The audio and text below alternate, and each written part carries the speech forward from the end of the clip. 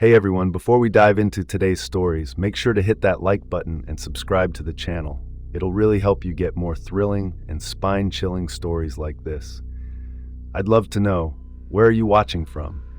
Drop your city or country in the comments below, and let's see how far our story listeners reach.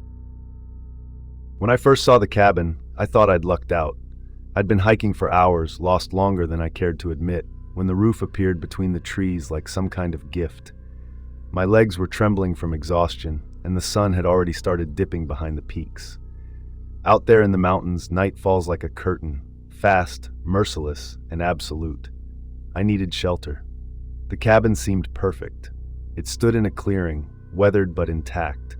A stone chimney, a small porch, a door hanging slightly crooked but still solid. I dropped my pack in relief, told myself this was exactly why I loved the mountains. Surprises that made the struggle worthwhile. I didn't stop to wonder why a cabin was sitting this deep in the woods, miles off any marked trail. I should have. Inside, the air smelled of old wood and dust. There was a table, 2 chairs, a cot in the corner, cobwebs in the rafters. I set my pack down and started to relax, already picturing myself boiling water for noodles, stretching out on the cot, maybe even getting a decent night's sleep. But then I noticed something. The dust on the floor wasn't undisturbed. There were footprints, fresh ones. I froze, my eyes following the tracks. They led from the door across the room and stopped at the cot. The blanket there was rumpled, like someone had been lying in it recently. I told myself maybe a hunter used the place, or another hiker, but when I touched the blanket, it was still warm. That's when the feeling hit me, that crawling sensation along the back of your neck when you know you're being watched. I turned slowly, scanning the shadows in the corners. Nothing. But the unease stayed. I should have left right then, but the sky outside was already darkening, and the thought of stumbling through the forest at night was worse than the thought of sharing space with whoever had been here. I convinced myself they'd gone, that I'd just sleep a few hours and move on at first light. I unrolled my bag on the floor, ate in silence, and listened to the woods outside, the wind in the trees, an owl calling. Nothing unusual. By midnight, exhaustion pulled me under. I don't know what woke me. Maybe instinct. Maybe a sound too faint to register fully. But when my eyes opened, the cabin was black, except for the faint glow of moonlight leaking through the window. And I wasn't alone. I couldn't see him fully, but I could feel him. A figure standing in the corner, still as stone, watching. My chest tightened. I didn't move. My knife was in my pack, just out of reach. Slowly, carefully, I shifted my breathing to sound like I was still asleep. My heart pounded so hard I thought it would give me away. Minutes dragged by. He didn't move, didn't breathe loud enough to hear. Just stood there. Finally, after what felt like hours, the shadow shifted. He moved toward the door, opened it without a sound, and slipped out into the night. I didn't move until dawn bled into the cabin. Only then did I sit up, every muscle trembling. On the table, something new lay waiting. A piece of paper, folded once. With shaking hands, I opened it. 5 words scrawled in rough handwriting. Don't be here tonight. I wanted to believe it was a warning, maybe even kindness in some twisted way. But the truth is, it felt like a threat, like he was telling me this was his place and I wasn't welcome. I packed fast, barely stopping to eat, and started moving north, hoping to find a marked trail. But the deeper I went, the more the forest seemed to close around me. I checked my compass. It spun uselessly, needle jerking in every direction. My GPS wouldn't power on. By afternoon, I realized I wasn't heading anywhere. I was just wandering, burning energy, getting more lost. That's when I saw him again, far back between the trees, following. He didn't hide this time, just kept pace, his body half hidden by shadows, his face obscured by a hood. Every time I looked over my shoulder, he was there, not rushing, not closing the distance, just watching. By dusk, panic had set in. I found another clearing, small, hemmed in by pines, and set up camp because I had no choice. My hands shook too badly to light a fire, so I sat in the dark, clutching the knife now always in reach. The forest was alive with sounds, creaking trees, snapping twigs, but one noise stood out. Footsteps, slow, deliberate, circling my camp the way a predator circles prey. I stayed awake all night, knife in hand, eyes darting at every shadow. The footsteps faded, then returned, always just beyond the trees. When dawn came, I was barely holding it together. My legs ached, my mind fogged from exhaustion. Still, I pushed on. Hours passed with no sign of him. Relief began to creep in. Maybe he'd gotten bored. Maybe I'd finally lost him. Then I came across something that stopped me cold. Another cabin. At first I thought it was the same one, that I'd somehow walked in circles. But no, this one was smaller, more rundown, its roof sagging, one window shattered, and on the porch, nailed to the door, was another piece of paper. "You don't listen." My stomach turned. My legs nearly gave out. I didn't go inside. I turned and ran, branches clawing at my arms, my lungs burning. I didn't stop until I collapsed by a stream, gasping, shaking. That's when I heard him. Not behind me this time, ahead. He stepped out from the trees on the other side of the stream, still hooded, still silent. He didn't chase. He didn't need to. He knew I wasn't going anywhere. I backed away slowly, then turned and ran again. The hours blurred after that. I was stumbling more than walking, my body on the edge of collapse. Every time I thought I'd lost him, I'd catch sight of him again, standing between the trees, patient, relentless. Night fell once more. I found no shelter. I curled against a rock face, knife clutched in my hand, and waited. The footsteps returned, closer this time. When I opened my eyes at dawn, I wasn't alone. He was crouched a few feet away, staring at me. His hood was down now, and I saw his face clearly, gaunt, pale. Eyes sunk deep, cold and empty. I froze. He reached out slowly and placed another folded note on the ground between us. Then he stood, turned, and walked back into the trees without a word. My hands shook so badly I could barely open it. Next time, I don't warn. I don't remember how I made it out. I don't remember the miles, the days, or how many times I saw him watching me between the trees. My memory is fragments, running, falling, waking in the dark to the sound of breathing nearby. But I must have made it, because when I finally stumbled onto a trail and followed it down to a ranger station, I was barely alive. The rangers asked where I'd been, what happened. I couldn't explain. How do you tell someone you'd been hunted, toyed with, warned, and spared for reasons you'll never understand? I just said I got lost. They believed me. I never went back into those mountains. But sometimes late at night, I find folded pieces of paper slipped under my apartment door, blank, empty. And I know he's reminding me. I wasn't supposed to be there. That's the truth of it. I wasn't some seasoned hiker or mountain man, just a delivery driver who made the mistake of pulling over at the wrong place at the wrong time. If I could go back, I'd have kept driving. I'd have ignored the low gas light, ignored the ache in my legs, ignored the urge to stretch them on the mountain back road, but I didn't. And because of that, I saw something I was never meant to see. It was late afternoon when I stopped. The sun was already dipping low, painting the ridges in long shadows. I got out, lit a cigarette, and leaned against the hood of my van. That's when I heard it. Engines. More than one. Coming slow up the dirt track that branched off the main road. Curiosity got the better of me. I stepped around the van and looked down through the trees. A clearing sat about 50 yards off the road, hidden unless you knew where to look. 2 black SUVs pulled in, kicking up dust. Men stepped out, hard-looking guys in leather jackets and work boots, the kind who don't smile unless it's bad news. They weren't campers. They weren't hunters. They were gang members. And this wasn't a casual trip into the woods. I watched as they hauled something heavy from the back of one SUV, duffel bags, stacked like bricks. Another man opened one, and even from where I stood, I could see the bricks inside. Drugs, a lot of them.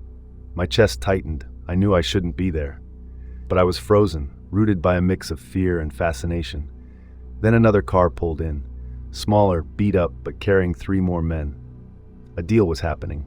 Cash changed hands, bricks of whatever it was passed the other way. The tension between the 2 groups was obvious. Guns were visible.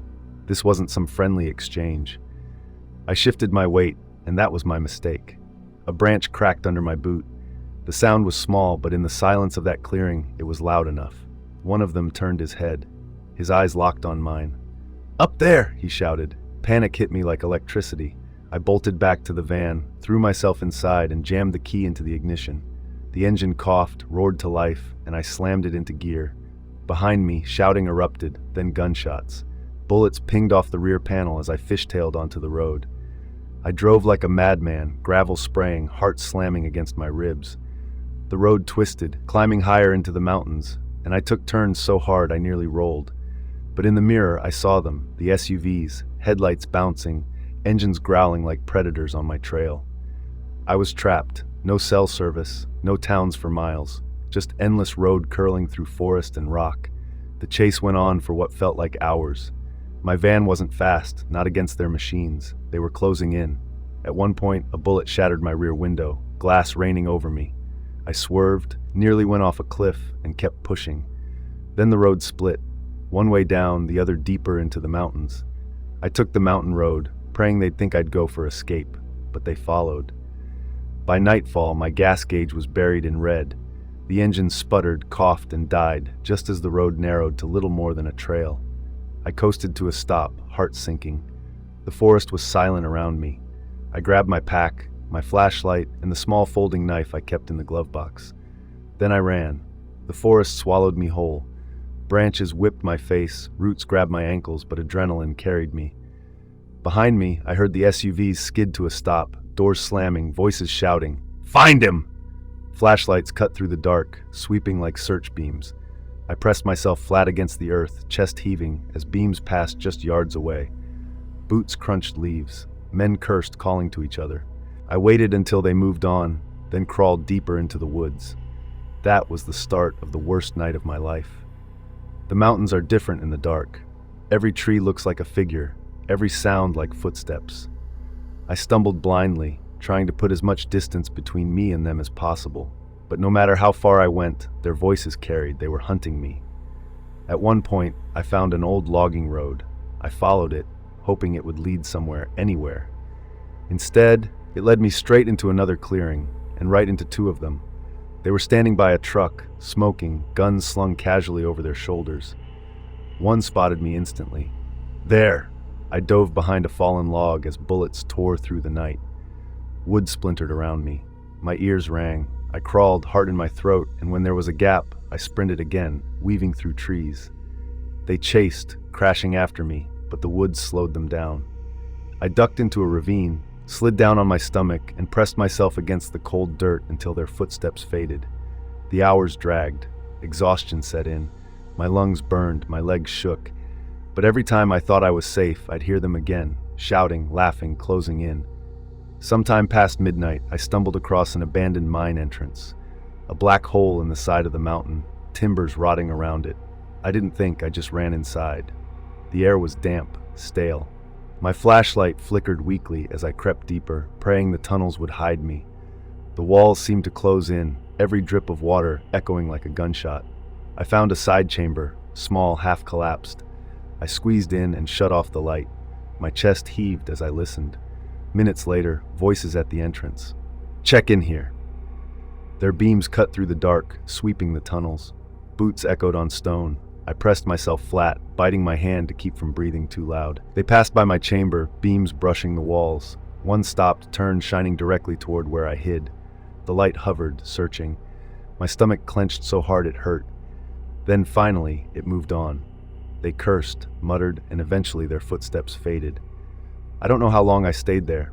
Hours, maybe. When I finally crept out, dawn light seeped faintly into the tunnels. Outside, the world was silent. I staggered downhill, every step agony. My throat was raw, my body shaking. I had no plan, just escape. By late morning, I heard engines again. But these weren't the SUVs.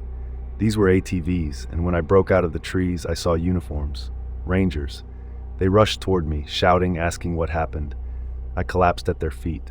Later, in a hospital bed, I told the story. Not everything. I left out the drugs, the deal, but enough. Enough for them to send law enforcement into the mountains. They never found the men.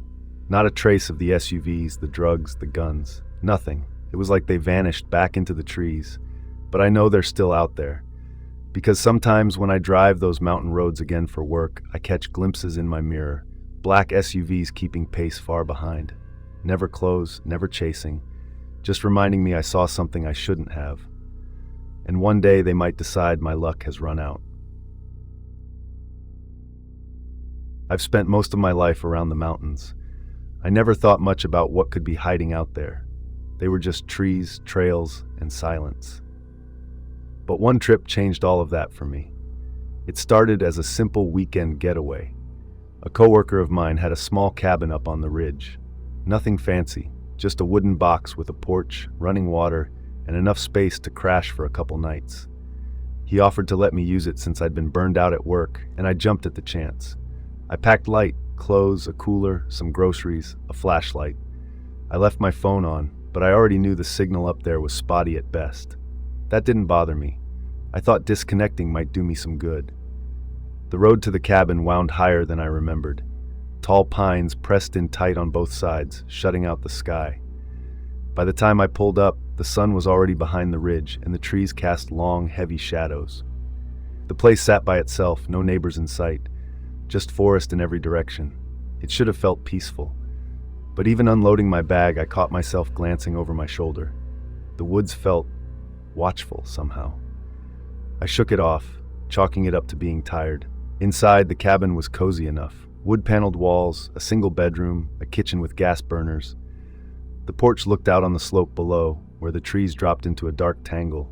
I sat there for a while after dinner, sipping a beer, listening to crickets. That's when I noticed something. Every few minutes between the insect chatter, I swore I could hear movement. A faint crunch of leaves.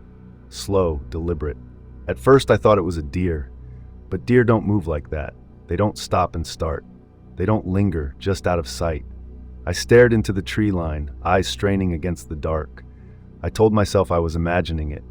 That's what I wanted to believe.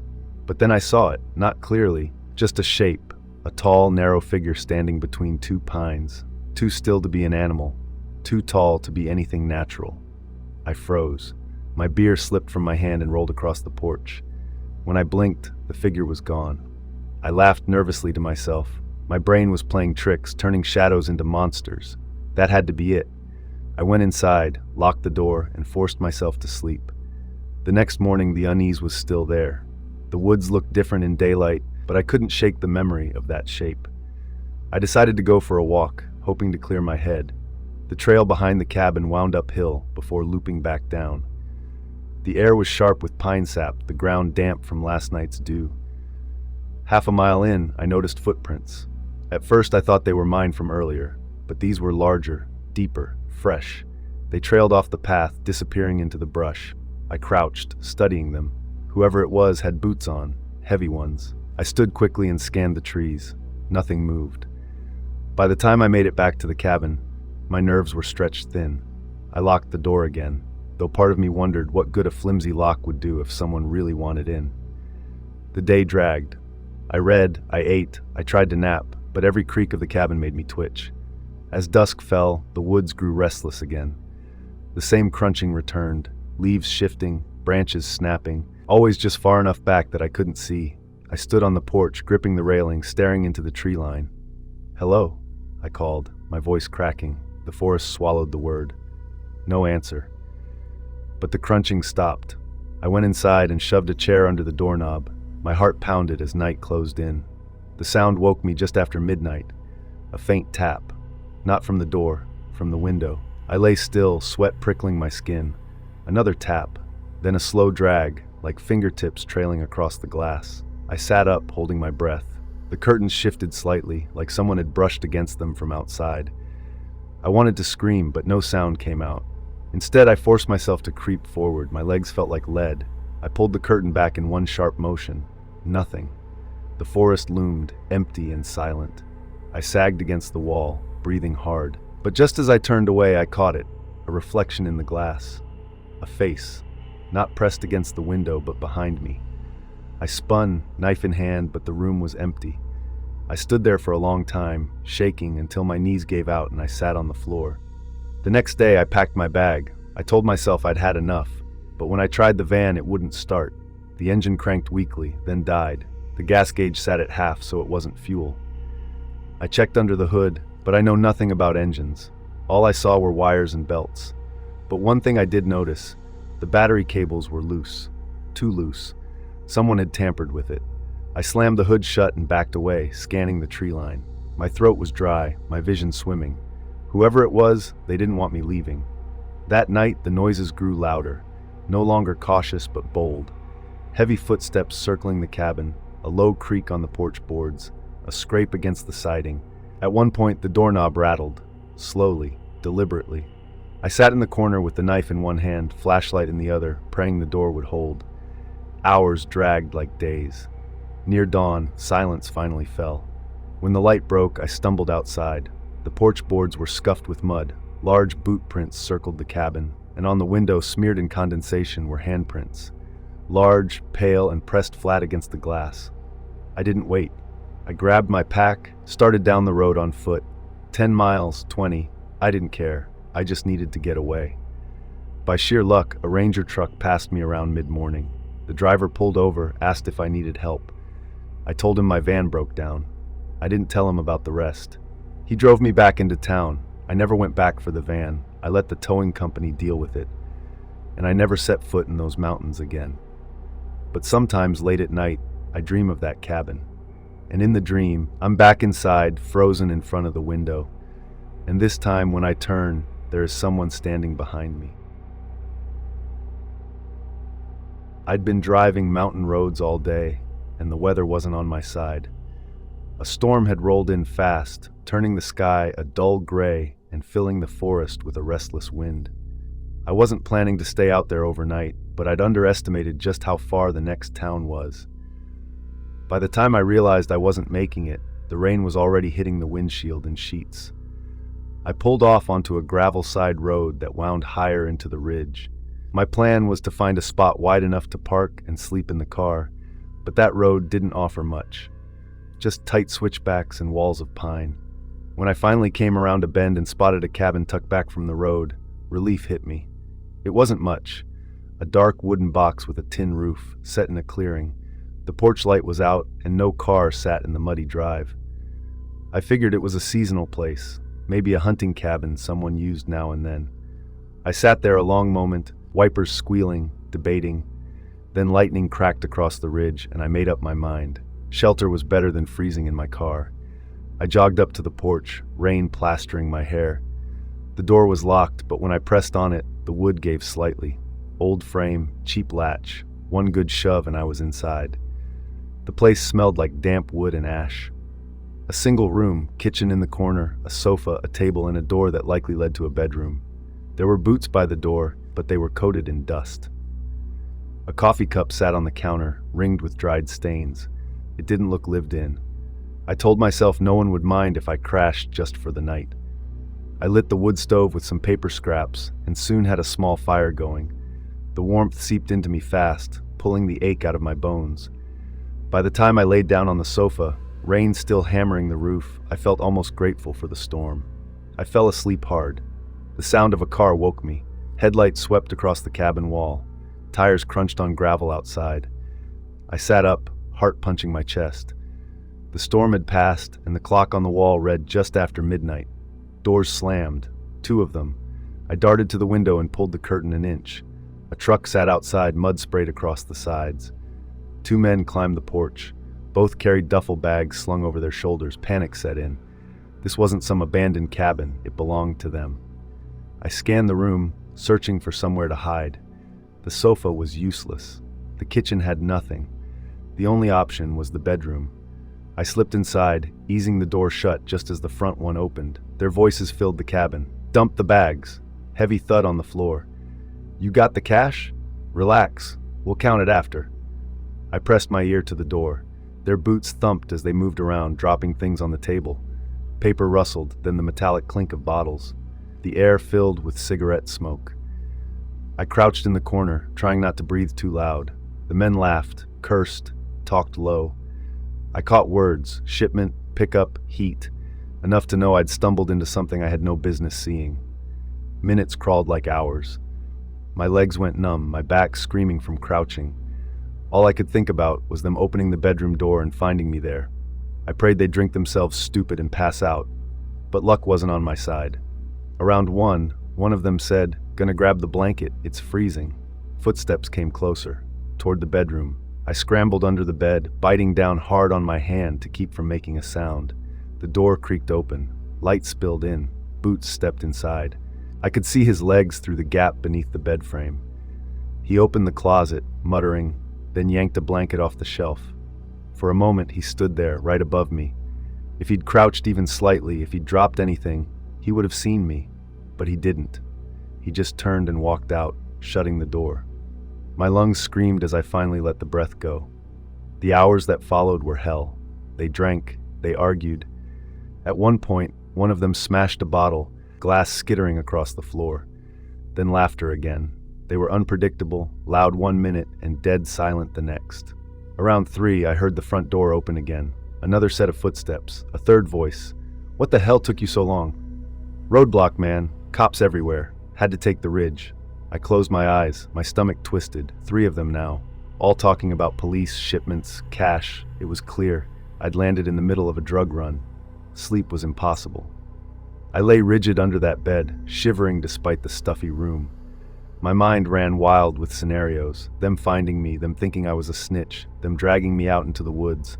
By dawn, my decision was made. I had to get out. When their voices finally dulled, I inched from under the bed, heart hammering. I pressed my ear to the door. One man snored heavy in the main room. Another mumbled in his sleep. I eased the bedroom window open. It stuck halfway, but I pushed harder, teeth gritted. It squealed faintly before finally giving way. I froze, waiting. No one stirred. I slid out, feet sinking into wet grass. Cold air hit me like a slap. I crouched low and darted toward the tree line, careful not to snap branches underfoot. When I reached the cover of the pines, I risked one look back. The cabin sat still, smoke curling from the chimney. I didn't stop moving until the road appeared below. From there I walked. Miles, hours. My legs barely held me, but I didn't dare stop. By mid-afternoon, a car came by. An older couple heading down the ridge. They pulled over when they saw me waving like a madman. I climbed into the back seat, drenched, shaking, unable to explain much beyond car trouble. They dropped me in town. I never went back for my own car. I kept checking the news for weeks after, waiting to see if there'd be a report about a cabin bust, a drug ring, anything. Nothing ever came up. But sometimes, lying awake at night, I hear that bedroom door creak again. I see those boots stop inches from my face, and I know how close I came to never making it out of that cabin alive. I've always believed that the mountains are the safest place in the world. When you're surrounded by peaks and pines, miles away from the noise and mess of people, you feel untouchable. That's why, when everything in my life got too heavy to handle, I decided to take a week off work and head into the mountains alone. I thought solitude would be the cure. What I didn't expect was that solitude would put me face to face with someone who had been waiting for me. I left my small apartment on a Monday morning, my old pickup loaded with supplies. I'd borrowed a tent from a friend, packed food for a week, a camp stove, a flashlight, bear spray, a knife, and enough water to last a while before I'd need to refill from streams. I knew these mountains well. I'd hiked here many times, but never stayed overnight by myself. That was the challenge, the test. The drive took 4 hours, winding roads, climbing higher, until I reached a dirt track most people wouldn't even notice. I parked at a small turnout, locked the truck, and slung my backpack over my shoulders. The air was crisp, thin, with that smell only pine forests seem to have. Sharp, clean, like resin and soil. The first day was uneventful. I hiked several miles in, set up camp near a small clearing, and cooked instant noodles as the sun went down. The forest turned dark fast, but I wasn't nervous. Not then. The stars were so clear they looked like pinholes in the sky. I remember sitting there by the tiny fire, thinking this was exactly what I needed. Silence, stillness, no one around. But even that first night, something felt off. I woke around 2 a.m. to a sound. At first, I thought it was an animal, maybe a deer or raccoon, just rustling outside the tent. I unzipped the flap quietly, shining my flashlight out, but the beam cut through nothing but trees. No eyes glowing back at me, no movement. The woods looked empty. I shrugged it off, crawled back into my sleeping bag, and told myself not to be paranoid. Still, I couldn't fall asleep again. Not right away. The second day, I hiked further, following a ridge that gave me a sweeping view of the valleys below. That's when I noticed something strange. Down near the tree line, far away but clear enough, I saw a figure. At first, I thought it was another hiker, but the way he stood there, motionless, watching, unsettled me. He wasn't moving up the trail, just standing among the trees, facing my direction. I waved, half expecting a wave back, but he didn't move. I stood there a moment, then kept walking, telling myself maybe I was imagining it. People hike these mountains. It's not impossible someone else was out here, but I couldn't shake the feeling that he'd been looking directly at me. That night, I camped deeper in, near a stream. The water was icy cold, and I filled my bottles before cooking again. As darkness fell, I lit another fire, the small flames giving me a circle of comfort against the endless woods. I ate, stared into the trees, and tried not to think about that figure. But when I lay in the tent, that sound came again. Rustling. Only this time, it was closer, deliberate. Not like an animal scurrying around, more like footsteps, slow, circling. I held my breath, my hand wrapped around the knife I'd kept near me. The noise stopped just outside the tent. I didn't move. The silence was worse than the sound. Then, finally, it faded. Whoever, whatever, had been there walked away. I barely slept. On the third day, I seriously considered packing up and heading back, but pride kept me out there. I didn't want to admit I'd scared myself out of my own trip. I hiked, but my eyes kept darting to the trees. Every snapped branch or gust of wind felt like a warning. Around midday, while resting near a rock outcrop, I noticed something that turned my unease into real fear. Boot prints, not old, weathered ones, fresh. The tread was deep, sharp-edged, like someone had passed through just that morning. And they weren't heading along a trail, they cut through brush straight toward the direction of my camp. I stared at those prints for a long time. My heart was pounding. When I returned to camp that evening, nothing looked disturbed. My tent was still zipped. My bag was where I left it. But I felt eyes on me. I ate quickly, skipped the fire, and went inside the tent early. That night, the noises came again, louder this time. Footsteps. I could hear breathing outside the thin nylon wall, like someone exhaling slowly. My hand shook on the knife. I wanted to yell, to scare whoever it was away, but fear kept me silent. At some point, exhaustion dragged me under. When I woke at dawn, the ground around my tent was covered in footprints, circling, coming close, stopping just inches from where my head had been as I slept. That was the moment I knew I wasn't imagining anything. Someone was out here, watching me, playing with me. I didn't pack up right away that morning. I just sat there, staring at the footprints circling my tent, trying to figure out what to do. The rational part of me said, "Get out, leave now. Forget your pride." But another part of me kept insisting that maybe there was an explanation. Maybe another camper stumbled through at night. Maybe kids messing around. But deep down, I knew better. I boiled some water for coffee, my hands trembling so badly I spilled half of it on the ground. The woods were too quiet. Not the peaceful kind of quiet anymore, but that tense silence you notice when you know you're not alone. By mid-morning, I forced myself to make a decision. I'd cut the trip short, head back down to the truck. It would take me nearly a full day to hike out, but I'd make good time if I didn't stop. I packed fast, shoving gear into my bag without care. By the time I strapped it to my back, I felt a little calmer. A plan was better than aimless fear. The trail twisted through the trees, the kind of narrow path where roots grab your boots if you're not paying attention. Every time I looked over my shoulder, I half expected to see him, that figure from the ridge, just standing there. But the forest stayed still. About 2 hours in, I heard something. Footsteps. Behind me. I stopped. The sound stopped. I stood there, listening. My own breathing was too loud. I crouched, pressed my ear toward the ground, and there it was again. The crunch of leaves, the snap of a twig. Someone was back there, following at a careful distance. I didn't call out. I just kept moving, faster now, trying to put distance between us. But no matter how quick my pace, the footsteps never faded. Whoever it was, they were keeping up. At one point, I left the trail, cutting through undergrowth, hoping to throw them off. I scrambled over rocks, waded across a shallow stream, and climbed a steep ridge. When I reached the top, out of breath, I crouched behind a boulder and waited. Minutes passed. Then below me, movement. A man stepped into view. Tall, broad-shouldered, wearing a dark jacket and a cap pulled low. His face was shadowed, but I could see the way his head turned slowly, scanning, searching. He wasn't hiking, he wasn't sightseeing, he was hunting. He stood there for a long time, then kept walking in the direction I'd gone. I stayed hidden until he disappeared into the trees. My body ached from holding still, but I didn't move until I was sure he was gone. That was when I realized the truth. He knew I was here. He'd known for days. He wasn't just wandering the same mountain by chance. He was tracking me. The hike down turned into a desperate flight. I didn't stop to eat. I barely stopped to drink. The woods blurred as I pushed my body harder than I thought I could. But every so often, I'd hear him again. Always behind me. Never close enough to see, but never far.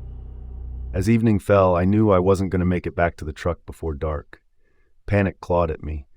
The last place I wanted to spend another night was out here, exposed, knowing he was out there too. I came across an old hunting cabin just before dusk. It was half rotted, boards missing from the walls, the door hanging crooked, but it was shelter. I forced the door shut, wedging my pack against it, and sat with my back to the wall, knife in hand. The night stretched on forever. The cabin creaked with every gust of wind, but beneath it I could hear something else. Footsteps in the leaves outside, slow, deliberate, circling, just like at my tent. At one point, a shadow crossed the cracks in the wall. A figure, tall, pausing, as if listening. I didn't breathe. Then a hand pressed against the boards, fingers sliding along the wood, feeling for gaps, testing. I gripped the knife tighter, ready for the door to crash inward, but it never did. Eventually, the sound faded, leaving me in silence once more. When dawn finally came, I was still sitting there, stiff, exhausted, my eyes raw from not sleeping. That morning, I swore to myself I wouldn't stop again until I reached my truck. But he wasn't finished with me yet. I left the cabin at first light. My legs were heavy, my whole body weak from lack of sleep, but fear drove me forward. Every step I took, I expected to hear him again behind me. The trail wound downhill, twisting through gullies and over ridges. I kept glancing back, scanning the trees, my hand never far from the knife on my belt. Hours passed. My mind played tricks on me. Every bird call, every shifting shadow looked like him. Then, not long after midday, I heard something I couldn't ignore. A branch snapping, closer than before. I spun, and there he was. No more distant figure this time. He was standing maybe 30 yards back, in plain view. His jacket was filthy, his cap pulled down low. He didn't say a word, he just stared. I froze. My heart hammered so hard it felt like my chest would burst. Then he started walking toward me. I ran. Branches whipped against my face, roots snagged my boots, but I didn't stop. Behind me, I could hear him crashing through the brush, faster now. I didn't dare look back. My lungs burned, my legs screamed, but the thought of him catching me was worse than the pain. The trail dipped into a ravine, crossed a stream, and climbed again. I splashed through the water, nearly slipping, then scrambled up the other side on hands and knees. When I glanced back, he was right there, already at the stream, his eyes locked on me. I forced myself higher, clawing at dirt and roots until I pulled myself onto the ridge. Ahead, through the trees, I saw a glimpse of silver, my truck. Relief surged through me. I barreled down the slope, half sliding, half running, until I burst out onto the dirt turnout. My truck sat there, waiting like salvation, but my keys were in my pack.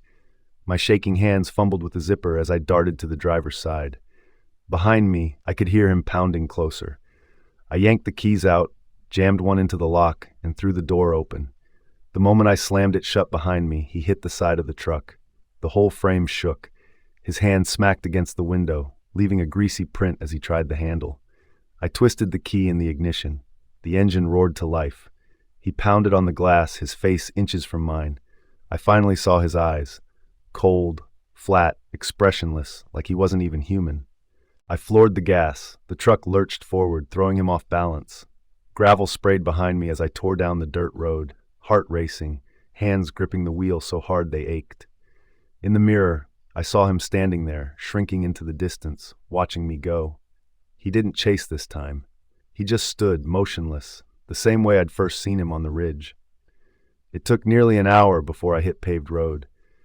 Even then, I kept checking the mirror, half expecting him to be running behind me somehow. When I finally made it back to town, I parked outside a diner and sat there, shaking, unable to move. People walked past, normal, laughing, living their lives, and I wanted to scream at them that there was a man out there in the mountains, hunting strangers. I never went back. I told myself I'd report it, but what could I say? That a man followed me, circled my tent, never said a word. There wasn't a crime to report, not one anyone would take seriously. So I kept it to myself. But even now, months later, I still dream of those nights. The footsteps circling, the hand against the cabin wall, his face at the window. And sometimes, when I'm walking home at night, I get the same feeling I had out there, that I'm not alone, that he followed me back down the mountain and he's still waiting. I didn't plan on seeing anyone that day. That was part of the reason I loved hiking these remote ridges, miles of forest, cliffs, and narrow trails, solitude that gave you room to think, breathe, and feel alive. My phone had no signal, and that was exactly how I liked it. No distractions, just me and the mountains. I started early, before the sun fully touched the peaks, carrying a small backpack, water, granola bars, a map, a compass, a flashlight. I told myself I'd only go a few miles into the ridge, maybe take a loop trail I'd never tried before. By noon, the trail climbed high, twisting along cliffs that overlooked deep valleys. Pine scent filled the air, birds called from far off, everything was serene. Then I saw him. At first I thought it was a trick of the trees, a shadow between the pines, a man standing perfectly still, not moving at all, just there, watching. I froze. My heart thumped so hard I thought he could hear it. I called out, "Hello?" No response. I squinted, trying to make out his features. His clothes were dark, plain, nothing that gave him away as a hiker. But his face, I couldn't see it. It wasn't a mask. It was like the features had been erased. Just smooth skin where eyes, nose, and mouth should have been. I blinked.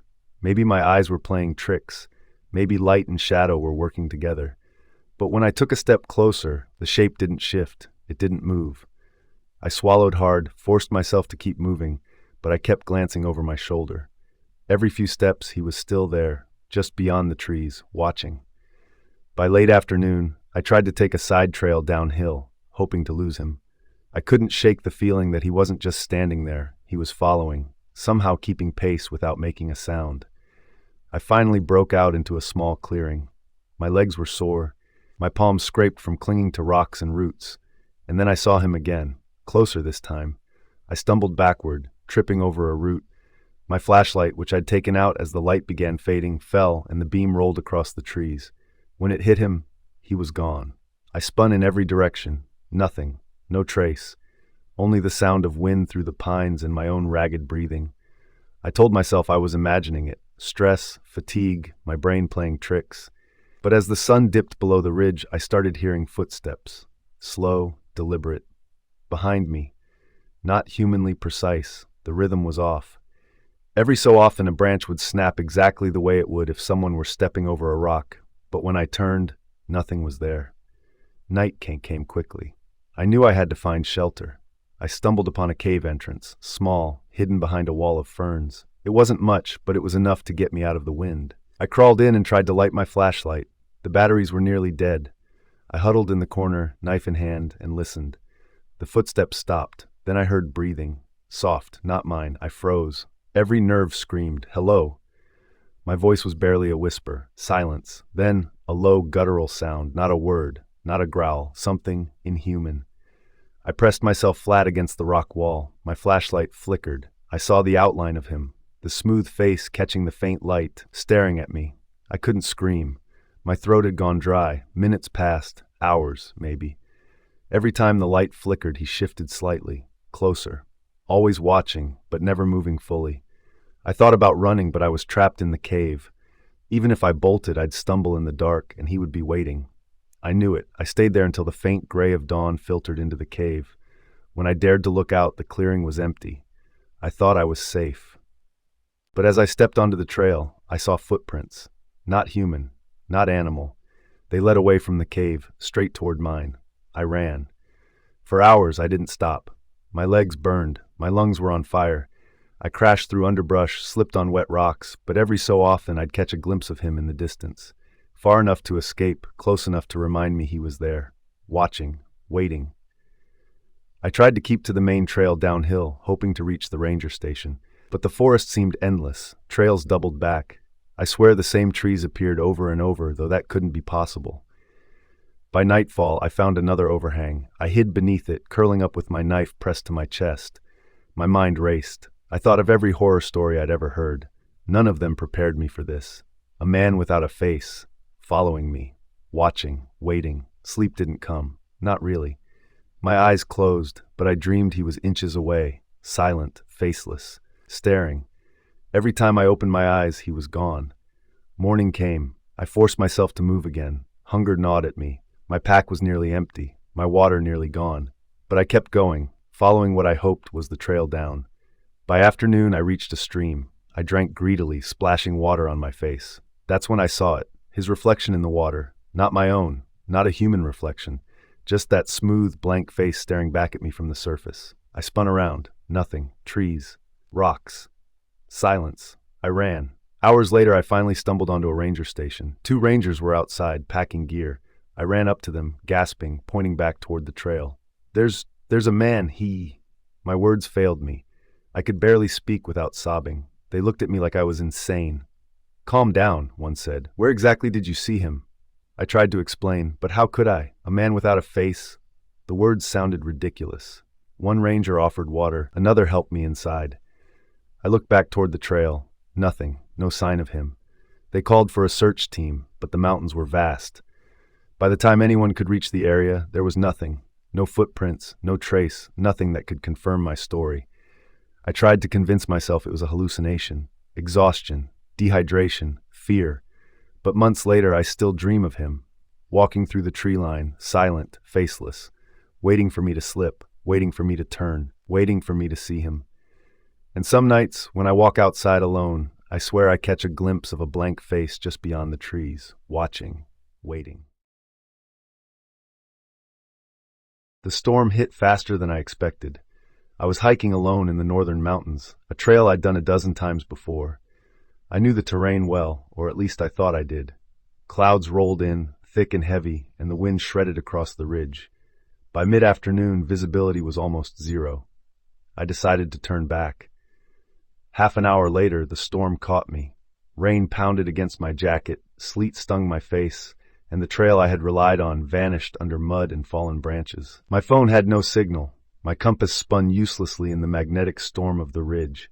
I slipped, hard. My ankle twisted, and I fell into a shallow gully, sliding into rocks. Sharp pain shot up my leg. I tried to stand. Couldn't. Panic started gnawing at me. Then I saw the lights. At first, I thought they were lightning flashing through the trees, but the movement was too steady. 2 beams cutting through the fog. Headlights? No. Flashlights coming toward me. I shouted, hoping someone would see me. The lights stopped. 2 figures appeared, stepping toward me, their jackets soaked. One held a radio, the other a flashlight. Relief hit me so hard I almost cried. Hey, are you okay? One called. Yeah, I think I twisted my ankle, I managed. Please, can you help me? They nodded, came closer. One crouched down, examining my leg. Where were you hiking? He asked. Trail from the old ranger station. Good, he interrupted. We can get you down. Follow us. I didn't hesitate. I limped toward them, trusting them completely. The first mistake was following them off the trail. Instead of leading me downhill toward the main road, they cut deeper into the ridge, through thick underbrush. Every few steps they scanned the trees around us, whispering to each other. Their radios squawked intermittently. Almost there, one said. Quiet, just a little farther. But something felt off. I tried to get a look at their faces. Both were wearing hoods, shadows hiding their features. I pressed the thought down, telling myself I was lucky someone found me. Then they stopped at an old, crumbling cabin tucked between 2 ridges. This is it, the one with the radio said. I blinked. Wait, this isn't the trailhead. There's no road here. The other shrugged. Safe place. Rest for a minute. I hesitated. My gut screamed at me, but I was tired, soaked, and my ankle throbbed. I let them help me inside. The cabin smelled of damp wood and smoke. Nothing seemed lived in. Dust covered the table. Cobwebs clung to corners. But the radio operator seemed satisfied, motioning me to sit. Then I noticed it. Weapons. On the table. Knives, a pistol, a small rifle. I froze. One of them smiled. Not a friendly smile. Just teeth showing. You're lucky we found you. Not many people end up out here by mistake. I realized I wasn't being rescued. I was trapped. Panic set in, but I had to act smart. I asked them questions, pretending to be compliant, hoping to buy time. Why are you out here? The man with the radio chuckled. We help people who wander too far, but sometimes some people make mistakes, and mistakes cost. They weren't criminals for fun. They were predators, organized, using the mountains as cover. I saw it in the way they moved, the careful control of the cabin, the whispered talk over radios. They offered me water and granola bars, keeping me calm. Every step, every breath, I memorized their movements, the layout of the cabin, the location of the doors and windows. I waited for the storm to subside. Hours later, when the wind and rain eased, they told me we'd leave. "Daylight's coming," one said. "We'll take you down the ridge to safety." They strapped me to a makeshift stretcher. But as we moved, I realized we weren't heading toward the road. Every turn, every slope led deeper into the mountain, away from help. I feigned weakness, slowing down, mumbling about my ankle. They grew impatient, distracted, and that's when I saw my chance. A tree root jutted out near a narrow ledge. I twisted sharply, letting the stretcher tip just enough. One of them cursed. In the moment, I lashed out, hitting the man nearest me in the side with a heavy branch I'd grabbed. He stumbled. The other turned, startled. I bolted. My ankle screamed, but adrenaline carried me down the slope through rocks and roots. The fog helped cover my escape. They shouted, but I didn't stop. The next hours were pure terror. I navigated by memory, following the creek I remembered from my morning hike. Every shadow seemed alive. Every snap of a branch made me freeze. At one point, I thought I heard someone behind me keeping pace, but when I turned, there was nothing. By dusk, I found the old ranger trail. I collapsed against a tree, sobbing with exhaustion and relief. The storm had passed, and somewhere downhill, I could hear the faint hum of cars and distant voices. I followed the trail, limping, until I finally stumbled onto a road. A pickup truck passed and stopped when the driver saw me waving. They gave me a ride into town. Police were skeptical at first. "You followed strangers into the mountains?" one asked. "What were you thinking?" I couldn't tell them everything. Too many details sounded insane. But I gave them what I could. They organized a search of the ridge. Nothing. No cabin. No men. Nothing that proved I hadn't imagined it. Weeks later, I learned a group had been using the northern ridges as a hideout. They targeted lost hikers, forced them to help with smuggling and illicit activities, then let some go if they cooperated. Most people never made it down alive. I was one of the lucky ones. Even now, months later, I can't shake the fear. Every time I hike, I double-check the shadows, the tree lines. Every sound in the mountains makes my heart stop. I still wake up thinking I see them, faceless and grinning, just waiting for someone else to make a mistake. I survived. But the mountains, I've learned, aren't always forgiving, and not everyone out there wants to help. I thought I knew the mountains. I had hiked, climbed, and skied these peaks for years, always careful, always respecting the weather and terrain, but nothing can fully prepare you for the raw force of the mountains when they decide to move. I was leading a small group of friends on a winter trek, high above the tree line. Snow blanketed the slopes, crisp and untouched, the peaks glittering under a cold, pale sun. The forecast had been clear, with light winds, so we assumed it was safe. That was our first mistake. The trail wound along a steep ridge, a narrow path with sheer drops on either side. Snow crunched under our boots, fresh and deep. I scanned the slope above us. Everything seemed stable. I checked the others. 2 friends, Mark and Lila, both experienced outdoors people. We joked, laughed about the cold, the snow, the long climb ahead. I remember that moment clearly. The wind shifted, faint but noticeable. And then, a low rumble, almost imperceptible at first.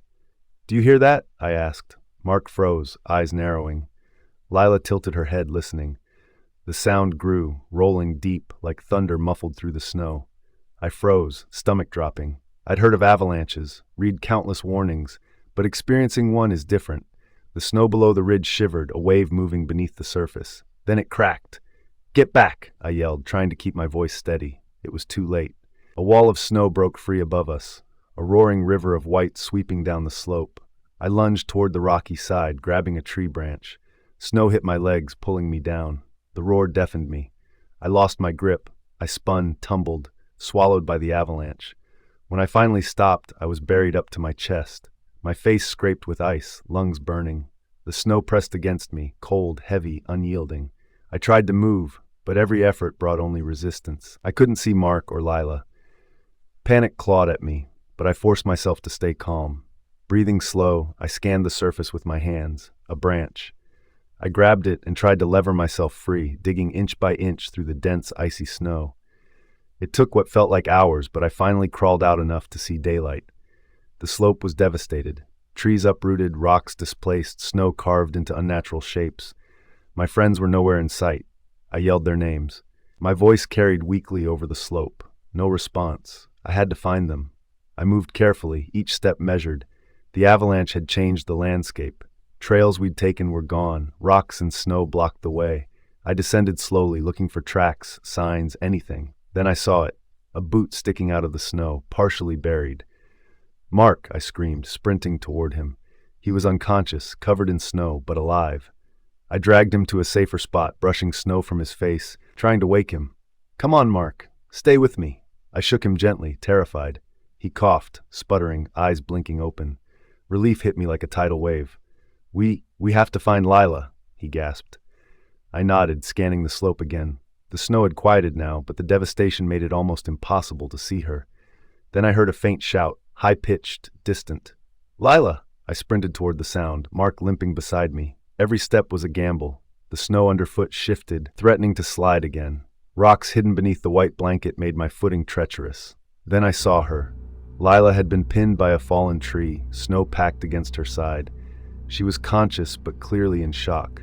I dropped to my knees, yanking branches and digging snow away. She screamed, coughing, shivering violently. Mark helped me, and together we freed her. The storm wasn't over. Clouds had gathered, wind picking up. We had to move fast. The avalanche had blocked the main trail, and we couldn't risk staying in the open. We spotted a small overhang near a rock outcrop, enough to shield us temporarily. We huddled together, shivering, teeth chattering. I checked our packs. Food was limited, water was frozen in bottles. Our phones had no signal. The only thing we could do was wait for a break in the weather and try to make our way down carefully. Hours passed. Every minute was a struggle against exhaustion, hypothermia, and fear. I kept scanning the slope, watching for any movement that might signal another slide. At night, the cold intensified. My body ached. I worried about frostbite, but sleep wasn't an option. One of us dozing could mean disaster if another slide came. By morning, visibility improved slightly. We assessed our options. The original trail was impassable. We had to descend along a rocky ridge, scrambling carefully. Every step was risky. The snow was still unstable. Mark went first, testing each foothold. Lila and I followed, moving slowly. Hours later, we reached a lower slope that seemed stable. The relief was immense, but we weren't out of danger yet. A faint smoke column in the distance caught my eye, a ranger's cabin, salvation. We increased our pace, adrenaline carrying us faster than exhaustion should have allowed. By late afternoon, we stumbled into the cabin. A ranger heard our shouts, rushed out, and radioed for medical help. Hypothermia had already begun to set in, especially for Lila. The relief of seeing professional rescuers finally took some weight off our shoulders. We were airlifted down the ridge. As the helicopter lifted us into the air, I looked back at the mountains, white and serene again. U.S. strap, as if nothing had happened. But I knew better. I'd seen the raw power, the destruction, the way the mountains could swallow you whole in seconds. And even though we survived, I carried that day with me. The memory of snow crushing everything in its path, the terror of losing friends, the isolation that had left us entirely at nature's mercy. It was a lesson I wouldn't forget. The mountains demand respect. One mistake can cost everything.